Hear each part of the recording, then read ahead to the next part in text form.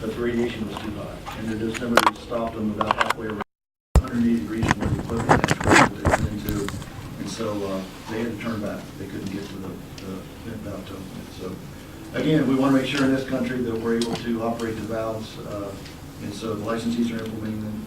They're implementing it now at the Mark 1 and Mark 2. The next one is spent fuel instrumentation. During the first few days of the event, we were disturbed when when Unit 4 of the site actually exploded. And we were trying to figure out how that could happen because it was defueled at the time. It was in a refueling outage and there was no fuel in the reactor. All the fuel was in the spent fuel pool. And so at first, the only way we thought that could have happened is if perhaps they had lost the inventory of the spent fuel pool, maybe a Zerk fire, maybe some hydrogen had been generated, which caused an explosion. We later found out that it was not any problem with the fuel itself in the spent fuel pool, but it was a connection, a cross-connect between the ventilation system between Unit 3 and Unit 4 that allowed the hydrogen to get into the Unit 4, and then the spark occurred and the unit exploded. But we didn't know that at the time. As a result, we spent many hours in our operations center working with the embassy and with the Japanese, trying to understand, do we need to get more water in the fuel pools? What was the issue that was going on? So again, lesson learned from Fukushima was we don't want to be in that position. We want to know what the inventory is in the pool at all times, so that if there is an accident occurring, I'm not wasting time diverting resources or effort to try to fill a pool that doesn't need to be filled. So as a result, some of the pools did need to be filled though, right? Or was that just the acting story at the time? No, let me clarify. There is boil off, right? Yeah. But most spent fuel pool events are slow moving events unless you make such a big leak that you lose inventory that you uncover the fuel. Usually there's several hours before a spent fuel pool would boil off to the point that it would start uncovering the fuel. And so we did see some of that. You saw some steam coming out of the units and that kind of thing. And so yes, there was a need to actually put some water in there. And they were doing that with, they called them giraffes at the time. It's the large, kind of like fire equipment that goes up high and then put the water again over the top. I think there was some, you probably saw some video of a plane trying to drop water over the Unit 4 spent fuel pool at one time. So yes, there was a need to do it, but it probably wasn't such a need that maybe we diverted resources from working on more significant issues at the time, trying to worry about putting water in there. So again, the thinking behind the order here in the United States is we want our licensees to know all the time what the level of the pool is. Even if you have a station blackout, have some kind of instrumentation that will tell you the pool level, so you know if it's a problem that I have to deal with, or it's a lesser problem that I can put resources on something else and I don't have to worry about the fuel pool. So that was the thought.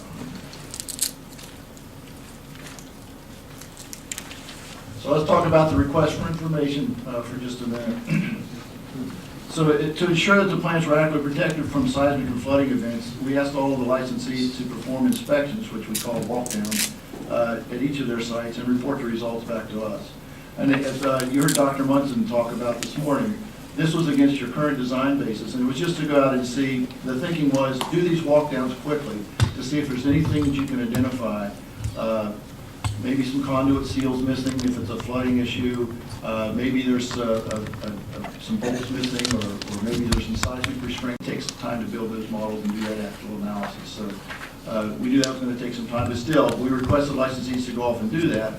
Give us the results, and that will help us determine is there something we need to do on a generic basis or on a plant-specific case-by-case basis to have licensees enhance their protection against seismic or flooding issues. So again, that's ongoing now, and all the licensees are working to do that. So finally, the third request that we sent out, the last piece that we learned from Fukushima was some of the operators, once they lost all the power, they also lost all their communications. They were having to send auxiliary operators from the control room out to the field to try to do something, and they couldn't report back immediately. They had to run back to the control room and try to tell the control room, I can't do this, or here's what's happening. And so, again, we wanted to make sure that if this situation occurs here, you have good communication between the control room and folks that can go out into the field to actually perform some of the functions that they need to perform during an emergency. The other thing that we learned from Fukushima was the staffing. We never thought before that you could have multiple reactors at a site get into trouble at the same time. We always considered a severe accident happen to one reactor at a site, but not the others. And you actually counted on some of the other reactors to help the one that's in distress. Fukushima changed our mind on that. So again, we asked licensees to go out and say, suppose you have an event that affects multiple units, do you have appropriate staffing that could address an event like that? And usually it's the thing that's going to happen at 2 o'clock on a Saturday morning when you're at minimum shift, right? So, question, I just, rather than write them down, I like to sure, what that's we're fine. talking about. So, you know, all of these, it's hard, safety has to be our first concern, right? We Yes, know sir. that, it really is, and I think that's the appropriate priority, and it should be well above the other priorities. Yes, sir. But at the same time, you know, we have to work through the whole system and look at the rates over the PUC and look at sort of the workability of the whole system. Yes. And, you know, as we layer on backup systems, requirements, and, you know, all the necessary facilitation of making safety first and making sure that when things happen, we can deal with them effectively. Does the NRC actually look at, certainly the individual PUCs, they're regulating the purchase agreements and the operators and everything, sort of the market context in any given plant's case, are going to be looking at this at that plant's level. But I guess I'm wondering if there's any sort of meta consideration of, you know, how a lot of these additional needs that we're learning about and trying to put into place actually affect the overall viability of keeping some of these plants going and sort of future plants that are going to have to be built with these lessons in mind. And it'd be good to sort of, I'd like to kind of lift the discussion a little bit to that level to sort of at least get it on the radar screen a little bit. Yeah, well, let me, it's a great question. Let me give you some high-level thoughts on that. Certainly things that the NRC feels is needed for adequate protection of public health and safety, we don't consider cost there. We say if it's an adequate protection issue that we think that's necessary, then we require it. And whatever the cost is, the licensees have to bear. That's just part of it. The orders that we issued were adequate protection orders. We said you need to fix your vent systems, you need to be able to cope with long-term station blackout events for a prolonged period of time. That's adequate protection issues now. So that they have to do. Anything else where we're talking about the request for information, we need to talk about that. The NRC would have to make a finding that it's okay to backfit a plant, that we need to backfit the plant to do it. And we have to do backfit analysis. We have to determine, that's when cost comes into play. What's the cost of the fix? Is it too onerous to perform? Is there an alternative way to do it? Licensees are certainly welcome to give us an alternative to something that's not an adequate protection issue. So I would tell you that we are thinking about cost in that way. I would also say we've had, in the last 2 years, I think we've had over 85 public meetings on the orders, the 5054F letters, the rulemakings that we've done. So we've gotten input all along the way from industry. In fact, we have a steering committee over us in the NRC that is all the office directors of the program offices. The industry has put together their own steering committee, and they meet on a regular basis. It's about quarterly that they meet to talk about the issues that we're dealing with. And so we're not doing this in the blind. It's not the staff that's just out here saying this is what you got to do. We're discussing all along the way. When we issued our orders, we met and talked for several public meetings about what guidance. Okay, now that you've issued an order, what does that really mean? What is it that licensees are supposed to do? So we want to make sure everybody had a good understanding going forward that this is what we're looking for. So I would say that we walk down this path together in a public way to try to understand, to make sure that we're not going overboard in certain areas. In fact, that's one of the things why they developed my group in the first place, and why they wanted to make sure we had a steering committee over us to say, what are the real lessons learned from Fukushima? We learned from 3 Mile Island when we had that event, that we had a 10-year plan of things to do, and a lot of things we never did. And it was because a lot of issues got brought in that probably were not germane to the 3 Mile Island accident itself, and probably could have been done in some of our other normal generic processes that could have been worked through. So it was very important to the commission that we try to stay focused, and that's why they split my group off and say, you guys focus on just Fukushima issues and move forward that way. So I hope that gives you a little bit of flavor that we are thinking. Yeah, thanks, I appreciate that. Okay. All right, so let's move on. So our rulemaking activities. We undertook 3 rulemakings that the commission wanted us to do. The first was, we started out with the station blackout rule, and we have a station blackout rule in place now that we put in place in the 80s. That rule was meant to cope with a grid-centered event. If you lost the grid for some period of time, could you cope with that event and be okay? It turns out we need to go much further than that. We assumed probably about an 8-hour event is what you had to work with the loss of grid in most cases. So we started out with the rulemaking. It was just going to update that and say, no, you have to be able to last for a prolonged period of time and maybe not necessarily a grid-centered event. As we were working through that and trying to develop the basis for that rulemaking, we thought more and more about where we came out with the order, the mitigating strategies order, that says you have to include this portable equipment, you should be able to do all these different things. So it turns out it became more of a, not just updating our original station blackout rule, but incorporating this mitigating strategies piece that we've issued in this order. So it's going to kind of combine what we want to do with a prolonged loss of off-site power, and also make the requirements from the order that we're putting in place for being able to handle external events into one rulemaking. So we're kind of combining that. And of course, that's the final rule, and that's due by 2016. I think the proposed rule comes out either late this year or early next year. And then our rulemaking process does take 3 to 4 years, but that's because we have so much public engagement on our rulemaking. We want to make sure we hear everybody's views before we put that in stone and put it in our regulations. So that's normal. We do a proposed rule, that goes to the commission. They have to approve that proposed rule. Then it goes out. We get public comment on that. We take those public comments and feed them in, and then give the commission a final rule, and then they vote on that. It becomes the law of the land for us. So again, that's the first rule that we worked on.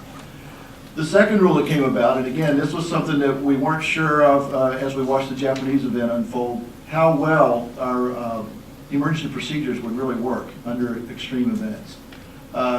We thought the licensees do a pretty good job with the emergency operating procedures that we have in place, and those are required. But once we got beyond that into more of after you've had core damage, and we get into, we call them the severe accident management guidelines, or even beyond that after 9/11, we talk about the extensive damage management guidelines. We weren't sure how those all fit together, and there was really no requirements on those as far as a regulation. So the commission determined that we should pursue that, and to make sure that there's a smooth transition between the 3 phases as I go from my emergency procedures into SAMGs, into EDMGs, and so that that was a smooth transition and that the licensees could perform those. So we're working on that rulemaking as well, and again, that was due to be final by the end of 2016. The third rule that I want to talk about is it's now called the Filtering and Confinement Strategies Rulemaking.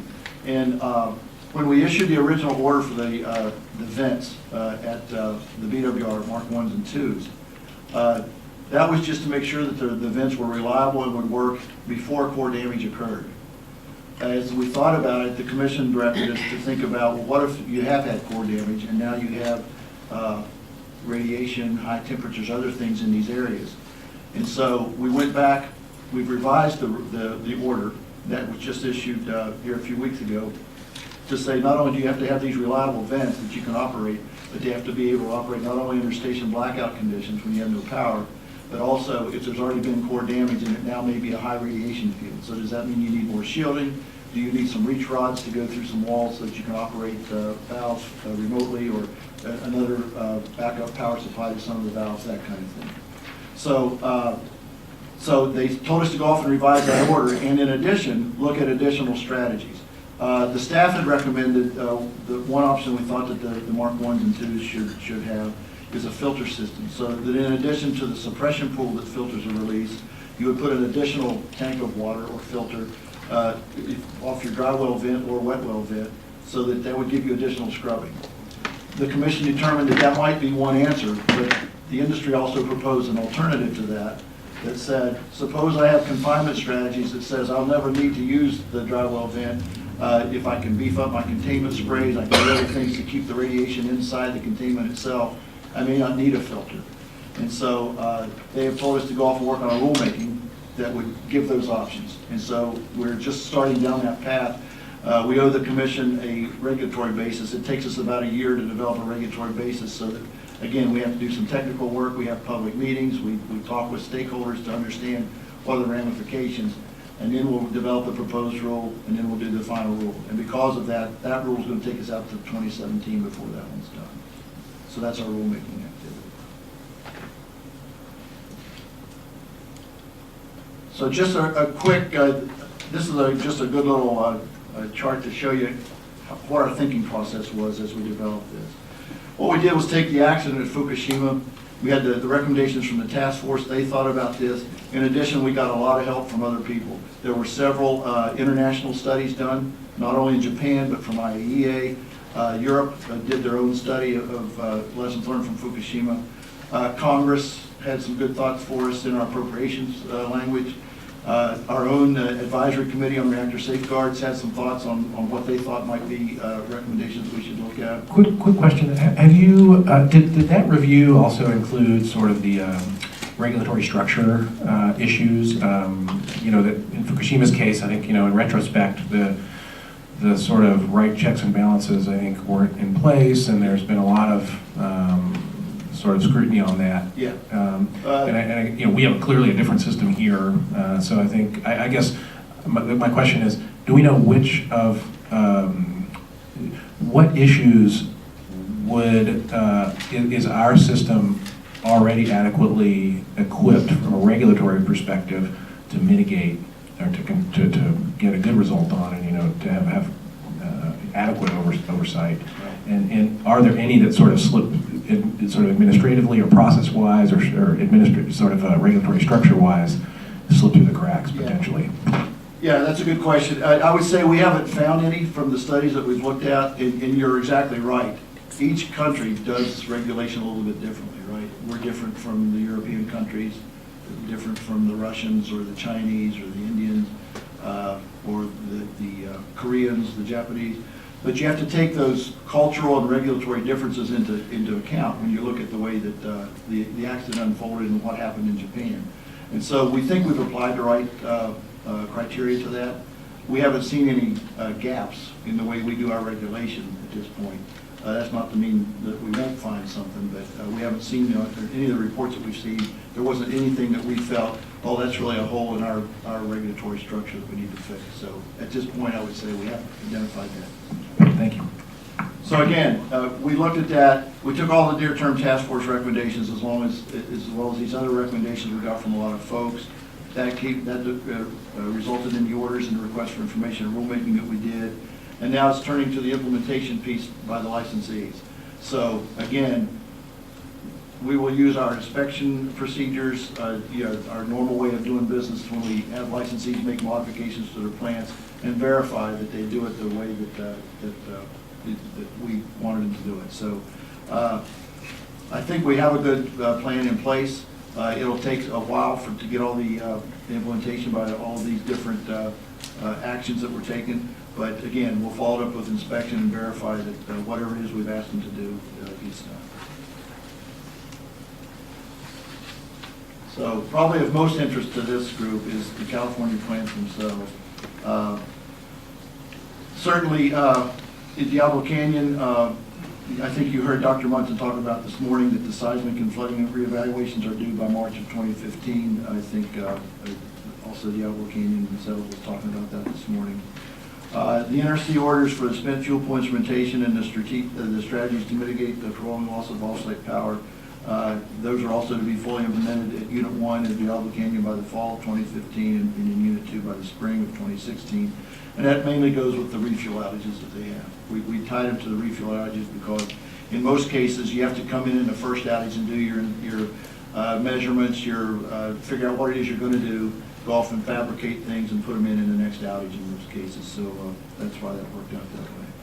And in San Onofre, I used to have a schedule here for San Onofre, but after the last few weeks, I replaced it with this sentence that certainly that's an open question now. And we know how to do these kind of things. We've done it in the past. We know how to decommission sites.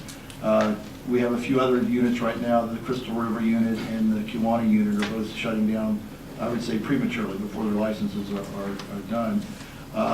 And it's a little bit trickier just in the fact that usually when a plant's going to decommission, they send us a decommissioning plan 5 years before they're going to decommission. But we can work through those. I mean, so I heard this morning you guys had a lot of questions. And that's the kind of questions that would be figured out in that 5-year beforehand decommissioning plan. But because we don't have that opportunity, we'll deal with it on a quicker scale. We won't take the 5 years to go through this. So, but again, we'll meet with licensee in a public way, and we'll figure out exactly what we need to do with Santa Nova. So with that, just wanted to leave, if anybody needs to find more information on what my group does or what we're doing about the lessons learned at the NRC, there's our website. If you go there and look for the link that says Spotlight section, under that there's one that's called Japan Lessons Learned, and you can probably learn more than you ever wanted to know about what the NRC is doing about lessons learned. So with that, I would thank you for your attention, and I look forward to any questions that you might have. Great, thank you very much. I think I've kind of got my questions answered for the moment, so I think let's move on to the other speakers. Mr. Strickland. Thank you. I'm Gerald Strickland. I'm the Director of Nuclear Projects for PG&E's Diablo Canyon. My discussion today is really a presentation that follows on and builds on the information that was provided by Mr. Steve, in that I won't focus on what the regulations require, but really give you more of an insight as to what we as a utility have implemented to be able to address these regulations.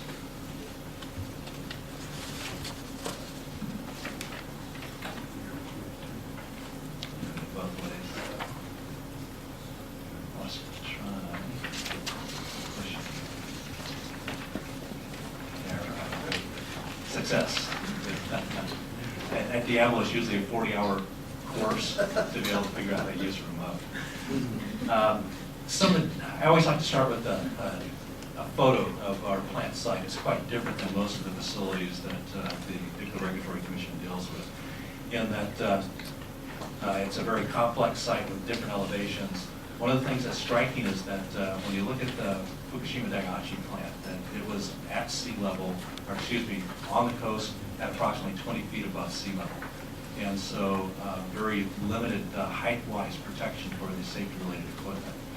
For ours, the power block itself is situated 85 feet above sea level, with the most vulnerable aspect of the plant being the auxiliary saltwater pumps that are located down in our intake structure, and have vents that provide ventilation protection that extend 45 feet above sea level. We also have our dry cask storage facility and 2 water reservoirs that contain a total of 5 million gallons of additional makeup water that are about 310 feet above sea level. So we're protected quite substantially by elevations alone.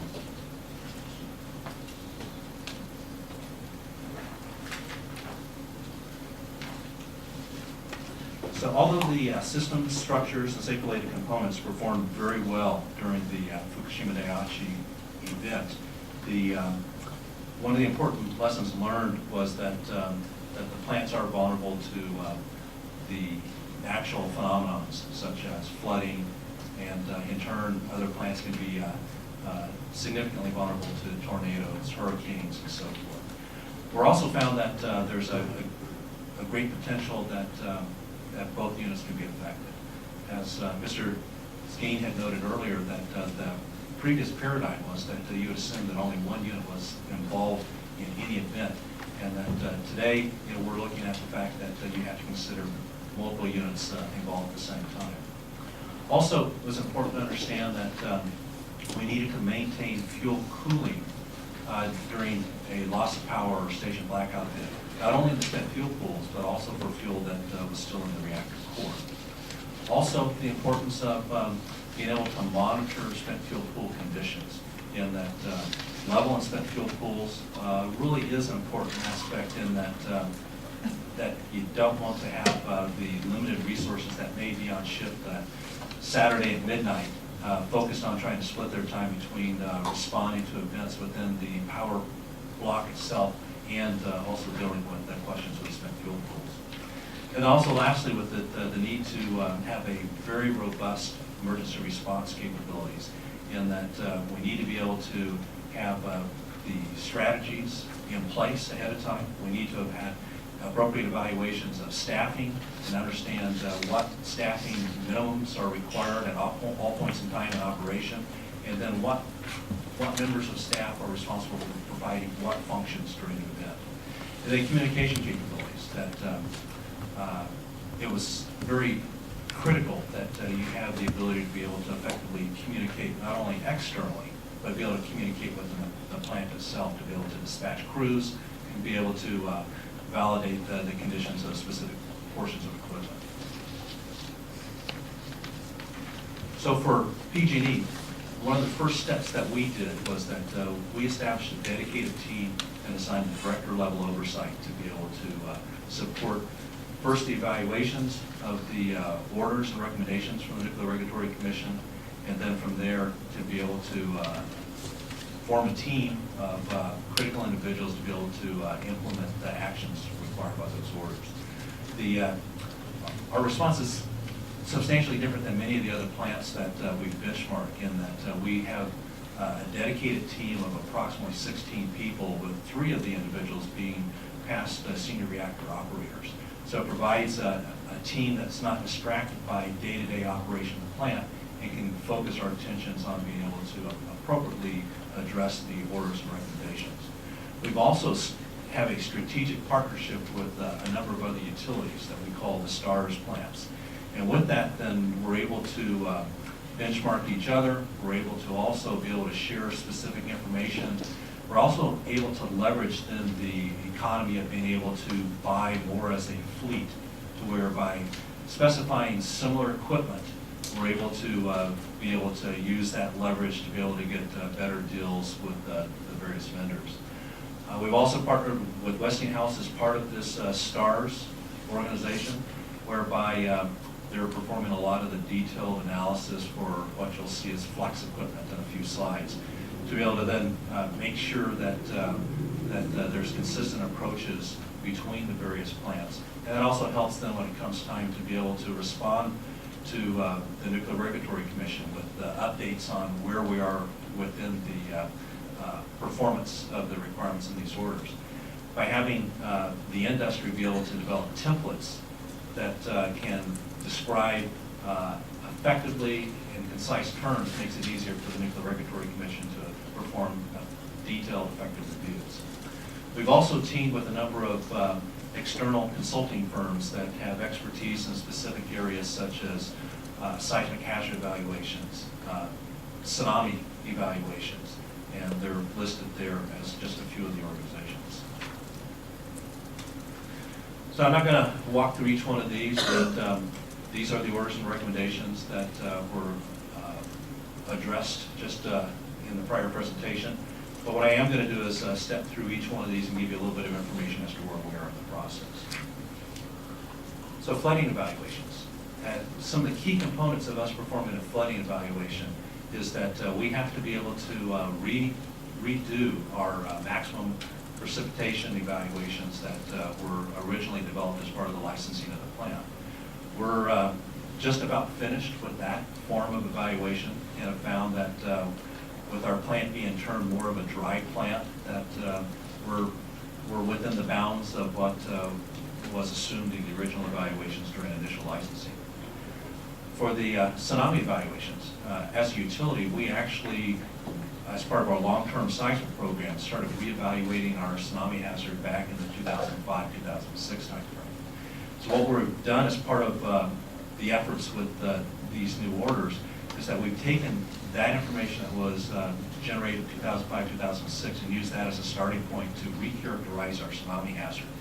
We've contracted with 2 different organizations to remodel the tsunami hazard, in turn to evaluate the types of data that are available to make sure that we've characterized each of the types of surface landslides that can take place within the ocean, on the continental shelf, and other areas, to make sure that we do have bounding assumptions for our tsunami. From there, we'll use the new modeling to be able to validate that the tsunami hazard is within the compliance of what our license currently requires. This work, as noted earlier, is required to be completed by March of 2015, and we're well along in that process and should be complete ahead of time. Flooding walkdowns. The guidance required that we do a detailed assessment of the potential impact on flooding to the plant from external events. What we did was we developed a set of procedures and guidelines for how to effectively put together documentation packages first, and what material that you need. Do you need to be able to assess the various aspects of the plant? So with that, that was calculations, design drawings, other details that were appropriate for being able to assess the plant. We trained teams. We then put the teams out in the field with walk-down packages. The Nuclear Regulatory Commission site resident inspector joined us in a number of these walk-downs, and we did detailed assessments of each of the specific areas that have a tendency to be impacted by flooding. The types of issues that we found were really in the lines of some corrosion on various components that were exposed to saltwater environment, and 2 drains that were plugged. Outside of that, we were in very good shape and had no substantial issues that were reported to the Nuclear Regulatory Commission. Seismic evaluation. We've spoken a lot today about the shack process, so you have a good oversight as to what's involved with that. So our schedule is that we are to complete that recharacterization of our seismic source and ground motions by March of 2015. I don't know if it was clearly noted earlier that even though this was a requirement of these orders and recommendations, that PG&E had started the process substantially before that. And that was part of our long-term seismic program. The actions to date are that we've made good progress and that we will be able to complete the recharacterization of our seismic ground motion in accordance with the due date of March 2015. Seismic walkdowns. In this morning's presentation, you were told that that each of the plants were required to select at least 100 of the critical components within the plant to walk down. With us, our package included over 250 of our critical components. And it ends up being a lot more involved than just simply saying evaluate 250 safe-related components, and that we would develop a package that looked at a specific area and looked at what we call 2-over-1 constraints, where if you have other pieces of non-safe related equipment that could potentially impact the safe related component, then you have to expand that search and look at all of those components too. So what we did is we ended up breaking up the plant into specific areas and then looked at all components within those specific areas. And that involved pulling design change packages that were issued in the past for those areas, all the design drawings, design calculations, and had detailed packages that we're able to provide each of the walkdown teams. First time ever in the plant that we actually took iPads and configured them with all the data in hand, with checklists and so forth, so that the walkdown teams. You didn't do that back in the 80s? Yeah. Wish we could have. Yeah. I guess I had one question on this. So you get a handle on the components, and then, this is a complex system we've got. So then when you integrate those, that can play sort of from a reliability perspective in all sorts of different directions. And I guess what's the next step there to kind of appreciate the system impacts of all the sum total of all those individual issues?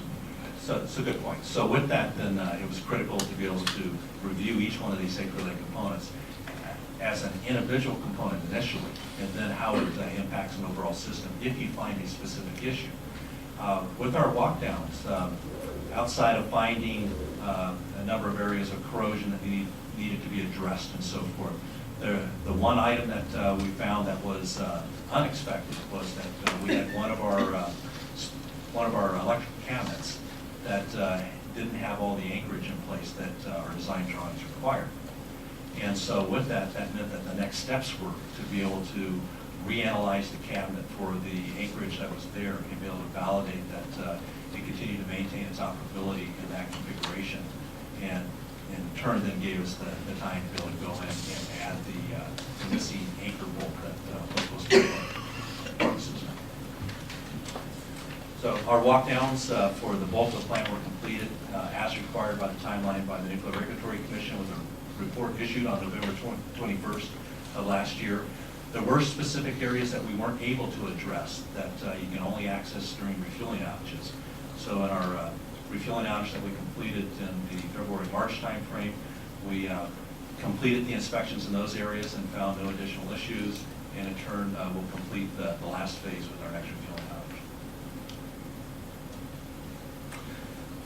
This one ends up being a little more interesting, our flex program requirements. As part of the response, we need to be able to deal with provide a diverse and flexible means to prevent field damage while maintaining containment function for a beyond design-based external event. So with this, what we're looking at is a loss of AC power, and then a loss of being able to provide water to our ultimate heat sink. So that means you lose your oxalt water systems, have no longer able to draft water from the ocean and so forth to cool the units. So under this scenario, then we have to provide a flexible means to be able to repower electrical components that are critical, and also to be able to provide coolant power to the plant.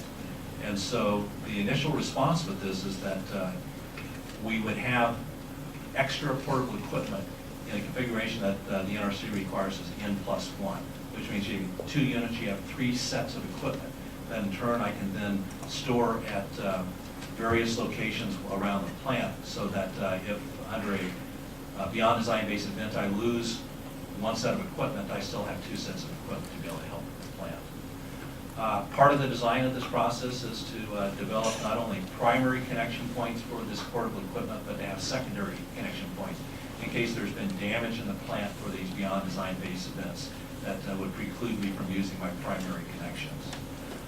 Also, as part of the program, we're developing training programs, maintenance programs, and appropriate staffing to be able to make sure that this equipment really is available when and if it ever was called upon for use.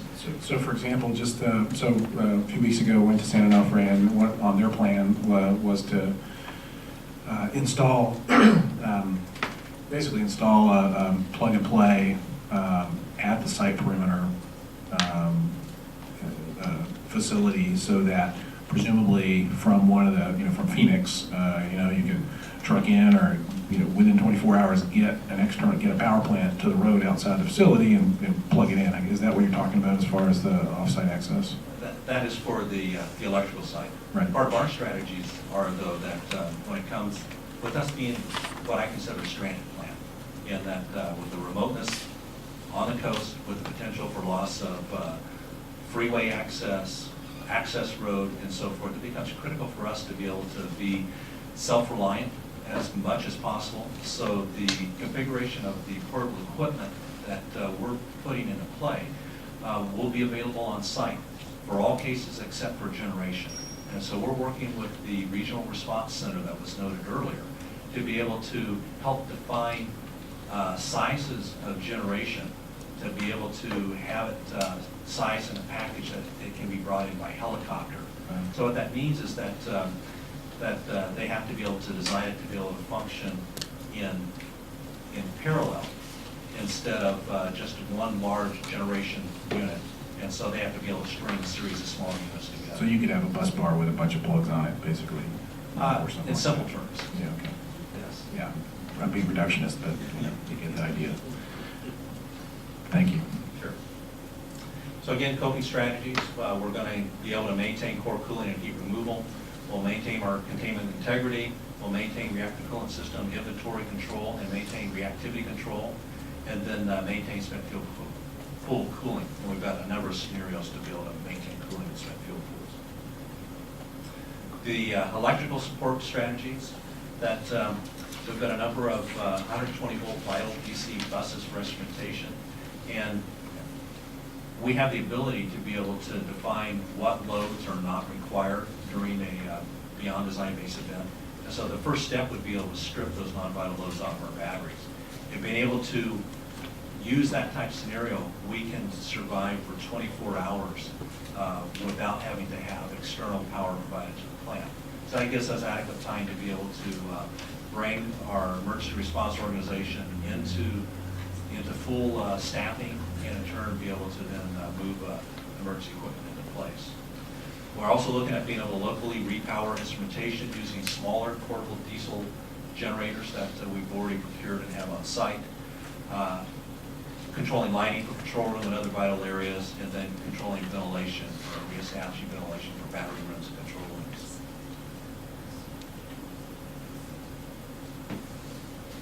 Spent fuel pool instrumentation. We've already entered into a contractual arrangement with Westinghouse. They've got a system that they call a guided wave, and in turn, they're going through the design process for our site-specific application.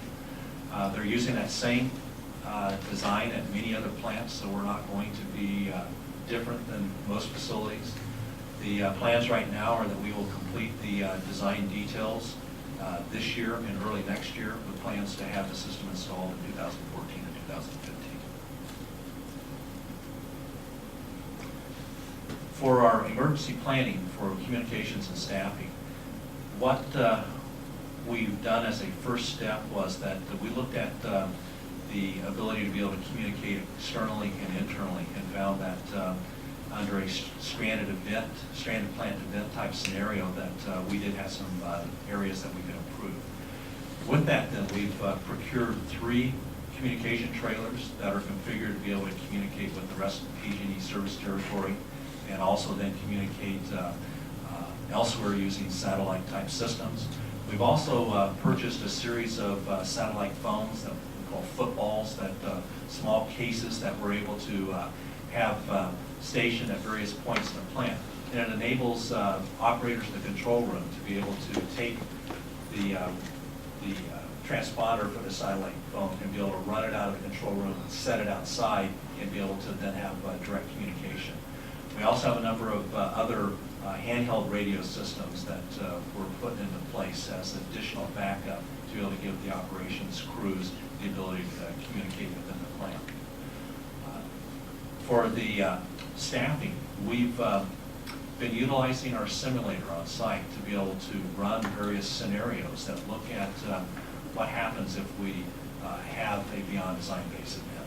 With that, we're able to validate that we have appropriate staffing at 12 o'clock on Saturday morning, that when you don't have the ability to be able to pull people in immediately. And so with that, we've recently sent a report back to the Nuclear Regulatory Commission noting the types of staff that we have and validating that, yes, we do have the right resources in place. With that too, then we'll be continuing to update our procedures and our policies internally to be able to potentially add additional staffing as minimums on shift to be able to add additional defense and depth for ourselves. I was asked to give you some insight onto cost. And so with this slide, it just simply provides a high-level overview that if you look at it for Tier 1 projects, which are the only projects that we have in play at this point in time, we're looking at a cost of approximately $47.1 million for capital improvements.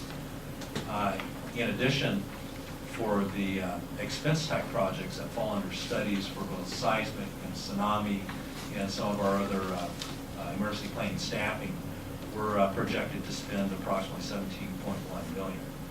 This is really in line with what we're seeing other plants spend at this point, in that publication was just issued, I think, last week, that noted that the typical power plant will spend between $30 and $40 million per unit.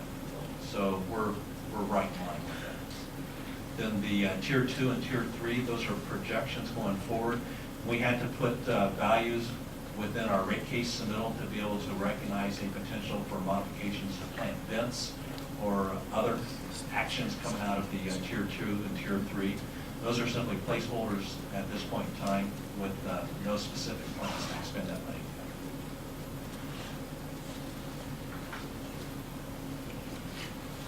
So in summary, the last points I want to make with this is that nuclear safety continues to be the top priority for Diablo Canyon. that above and beyond all aspects, that safety will be number one, that cost is not the constraint.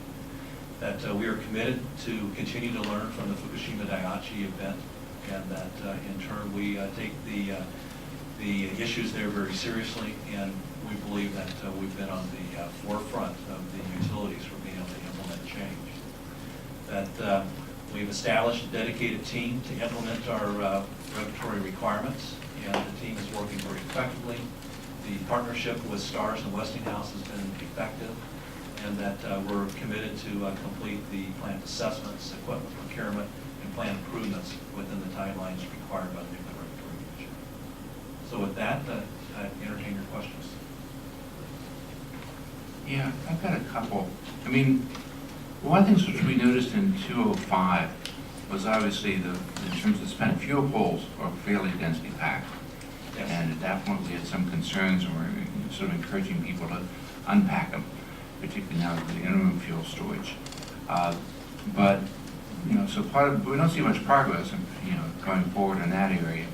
So one is just to see how that fits into PG safety commitment. So my first point would be is that both storage mechanisms, wet and dry, are safe. That I spent approximately 11 years developing the dry gas storage program for Diablo, so I know it very well. Currently, we have 23 casks with 32 fuel assemblies each that have been loaded with fuel from wet storage, placed into dry storage. We have plans to perform a loading campaign starting within the next few weeks to move another 6 cask loads of fuel into dry gas storage. From there, we have a program that next year we will expand the storage capabilities of our independent spent fuel storage installation. When we first licensed it with the Nuclear Regulatory Commission and permitted it with the state of California, we sized it to be able to accommodate all the fuel discharged from the 40-year license lifetime. But we didn't construct it to that size. We constructed it to be able to hold 38 casks instead of the 138 of the license and the permits. So today, we're in a position to where we need to take the steps to expand the storage facility. So the design documents have been completed. We're currently out to bid, and the intent is that next spring of 2014, that we'll add the additional 5 foundations that will add the capability of another 100 storage locations for the facility. And at that point, then that'll enable us to be able to reevaluate our current schedules and programs for continuing to move fuel from wet storage to dry storage. Okay, next question. Obviously, we've talked a lot about the sort of implications of the Japanese accident. One of the other changes that's affecting all of us at this stage is foreign governments trying to, basically the cybersecurity stuff. Foreign governments have certainly penetrated any number of our institutions, fairly sophisticated entities. And it's my impression is that one of the things they're looking at is our infrastructure, and particularly nuclear infrastructure. So trying to understand where the NRC is on that, or PG&E is, and trying to just deal with the cybersecurity threats. It's a very important topic, and that we have a dedicated team now that deals with nothing but cybersecurity. And actually it's 2 teams. We have a team that is in the corporate office that looks at the overall infrastructure for PG&E, and then a team at Diablo that then interfaces with the corporate team. What we're looking at is that there's a number of different types of components within the plant. I won't get into specifics, but components within the plant that would have the potential to be impacted by somebody with a memory stick, a jump drive, or some other device. And so we've gone through an exhaustive process of identifying components that may be at risk, and in turn implement a program to be able to then provide additional safety features and safeguards. And it's a first step in the process. This will continue to be an ongoing evolution as we continue to see different potential options that people that want to attempt to access plant systems and components. And we need to be able to be in a place to understand those new threats and deal with those threats.